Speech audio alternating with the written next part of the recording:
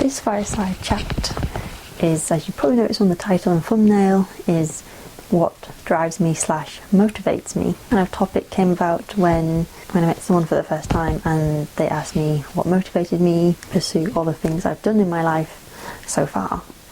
And I was kind of caught off guard by this question, not in a bad way at all, but I guess I'm not very articulate on the spot and I can't remember the answer I gave at the time, but coming away from that question, having more time to think about it, I kind of was able to look back on my kind of life so far and think about everything I've done and the reasons behind doing those things. And I guess if you've watched my YouTube channel a while, you will know that I've gone on quite a few hiking adventures, 2 this year, the Sky Trail and the Coast to Coast, and then previously I'd done a few other hiking trails in the UK, and the one I talk about a lot is the Pacific Crest Trail, which was quite a big adventure for me. And now another adventure is obviously moving to Japan and starting a new life there, going back to New Zealand and hitchhiking around, living in London for a few years, and that's when the kind of whole curiosity with urban exploration began, wild camping, obviously building a tiny house. The main thing that motivates me in life is knowing that, there's a chance that I might not be here tomorrow. I am in good health, touch wood and everything, but you never know, you might get hit by a bus tomorrow or some kind of vehicle and could get an illness. I know at some point I will eventually get old, and when I get old I won't be able to do these adventures very easily. Like with wild camping, I'm very fortunate to be able to, if I time it right, just go out for a wild camp one night. I've got very few responsibilities and I'm in good health, so I can just go off and do this. It's the same with going on hiking adventures. I can just pack my backpack with everything I need, go off, and the most I'll suffer from it will be a few blisters.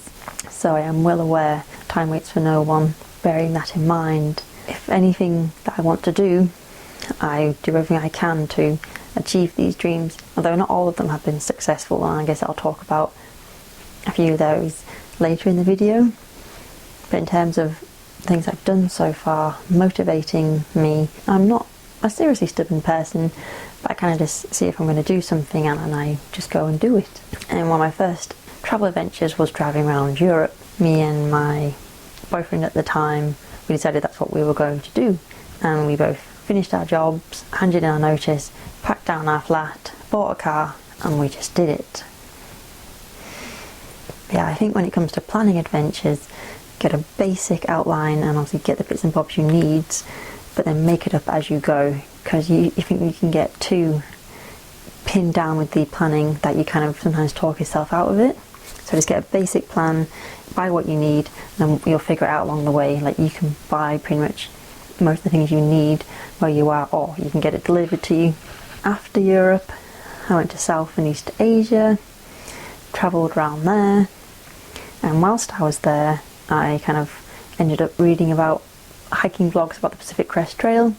I got obsessed with one written by Carrot Quinn, and then I decided, right, I'm going to go to the United States and hike this trail. Flew back to the UK, applied for a visa, and then I did a practice hike on the Cleveland Way and the World's Way, and then booked a flight, and the rest is history. With Japan, I've always loved Japan, and I decided once I had a summer job, and when that came to an end, I decided, right, I'm going to apply for a Japanese a working holiday visa for Japan, and I got accepted and booked my flight, and I didn't look back. Of course it was daunting, like the language barrier, making sure I didn't do any huge cultural or mistakes, but then once I was settled in, it was amazing, and I'd love to go back to Japan. Something else that I said I would do was motorbiking through Vietnam. And I've talked about this before, but I met a girl and she had a motorbike license. I had a motorbike license, and for some reason we decided we would meet in Vietnam, get motorbikes and go on a motorbike adventure up at Vietnam, and we did that. So yeah, if you want to do something, do the basic groundwork and just roll with it. Stuff will go wrong. I think as long as you can be flexible and adaptable and accept that things will go wrong, you'll be fine. So yeah, some things don't always work out. I know on in the European adventure, there was one point where the car got broken into. It was a very quick incident. I think we left the car for less than an hour. We'd gone out for tea, come back, and someone had smashed the passenger window and taken my camera and taken the sat nav. And it was a very big blow at the time. I know my sister was with us. Fortunately, when that happened, a French guy and a Montenegro guy kind of pulled in and saw we were tourists and tried to start selling us a boat trip, and then they realised our car was broken into, so they actually ended up phoning the police, who came out several hours later, took notes, and then left it at that. Long story short, we ended up going to the British Embassy, and they got involved, and then we got a police statement so we could claim back on the insurance. We never did, but anyways, we were all young at the time. We didn't really know what to do. Of course, the main problem was getting a new window for the car. So we managed to find a Renault Clio dealership who could replace the window. I think it was either going to be about £30 to get it replaced if you waited a week to get it ordered in, but I think we wanted it doing that day.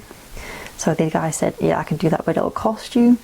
So we kind of think that he knew someone who had a Renault Clio, and they wanted to make obviously a bit of money, so I guess they must have swapped the windows round, but we didn't really care at that point. We just wanted to get out the country and go to the next one. But stuff like that happens. Luckily, touch wood, that was the only major incident on the European adventure. The kind of moral of the story is things will go wrong.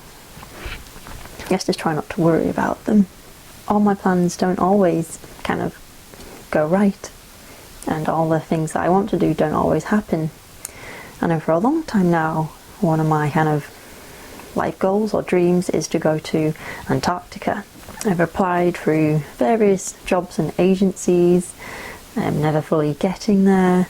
It's really expensive to go there as a tourist. And last year I applied to the British Antarctic Survey team to go as a kind of team member role, and after a few years of applying, last year I got an interview. I went through the interview process and everything, but I wasn't accepted. So stuff doesn't always go your way. So from my notes here, I've got some, I guess, cheesy quotes, but I quite like them. No one's going to give you 5 months off work to go hike a trail.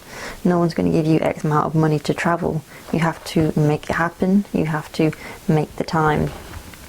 And that's one of the mantras I kind of carry with me.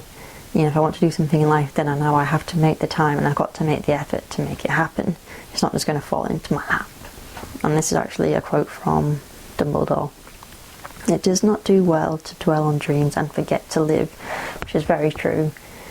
I've met so many people in my life that say, oh, I'd love to do that, or I'd love to, build a tiny house, I'd love to live the way you do, and I kind of say, well, why don't you? Why don't you seek out these life ambitions? Like, it's not easy.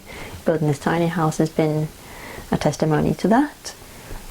I know I'm getting there, but there's been times when I've struggled at it. I haven't wanted to work on the tiny house, I haven't wanted to think about it, but I know in the end it'll be amazing, and I look forward so much to just being in the space, and I'm so close to reaching that goal. But it started out as a tiny little idea, and now it's a massive, huge idea. So yeah, tell me, what is it you plan to do with your one wild and precious life? And also, this one's from Gandalf. The world is not in your books and maps, it's out there. So those are kind of little mantras I carry with me and kind of think about when maybe things aren't going my way, or for whatever reason things aren't working out. And I guess some small tips to end the video on in terms of working towards kind of finding your own motivation with your dreams and goals. I made some notes here, but work towards what you want, research it, listen to others, make a basic plan and go for it. You'll figure it out along the way. I know I figured out several things in kind of my little short existence so far, and I hope to fill the rest of my life with plenty more adventures. I hope that was useful. A little kind of mid-year fireside chat.